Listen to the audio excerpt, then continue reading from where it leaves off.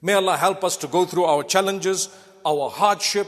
May Allah help us to overcome the difficulties, the loss of life. May Allah grant the marhumeen and those who've passed on Jannatul Firdaus. All of you, my brothers, my sisters, my dear viewers, all of you, you lost loved ones, may Allah forgive them and grant them Jannah. The best gift you can give your loved one is to ask Allah to forgive them and grant them Jannah. Allahumma ghfir lahu warhamhu wasakkinhu fil Jannah. You repeat that how many times you want a day. It's the best gift you can give a dead person. Oh Allah, have mercy on them, forgive them and give them Jannah. Those three things you are asking Allah. You are making dua for the deceased. That dua will benefit the deceased definitely. So repeat it, don't worry. Even if it's 1,000 times a day. There is no fixed number. Some people get tired. No, isn't that too little? Allah says the most beneficial thing for that dead person is actually the easiest of the lot. It's just a movement of your lips and your mouth and an intention in your heart with a dua to Allah, and that's it. You're giving a gift to the deceased. And this is why, and I want to end on this note, in your life, do something that will last longer than your life. What does that mean? It's called a sadaqatun jariyah. Sadaqah jariyah means when I give a charity, the benefit of which lasts longer than my age. For example, you planted trees, you disseminated knowledge, you drilled a borehole, you did a masjid, for example.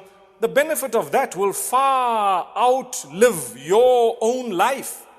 If I die at the age of 50, 60, 70, whatever Allah decides, and I have left behind something like that, that will continue. It's called sadaqah jariyah.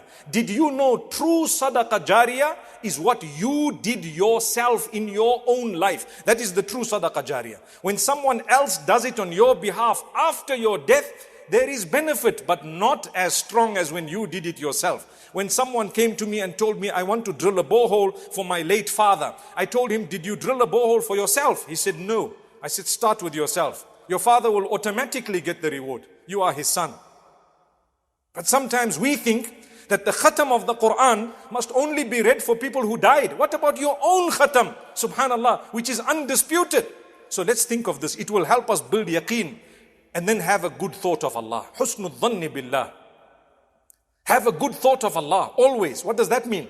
Think of the mercy of Allah, the goodness of Allah, the forgiveness of Allah, the kindness of Allah. Because Allah tells us, Ana inda dhanni abdi bi. I'm going to treat my slaves according to how they thought I was.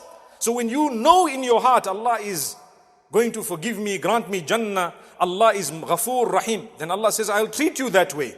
But if you are despondent of the mercy of Allah and you think Allah is going to punish you and only, throw you into hellfire, what do you expect? Allah says, La taqanatu min rahmatillah. Don't you ever lose hope in the mercy of Allah. And here you are losing hope in the mercy of Allah. What do you want?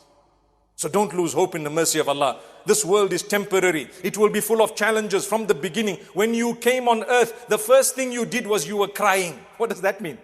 In fact, when you die, you will die smiling. When you came, you were crying. It already shows you this world is all about crying. Meaning things are going to go wrong.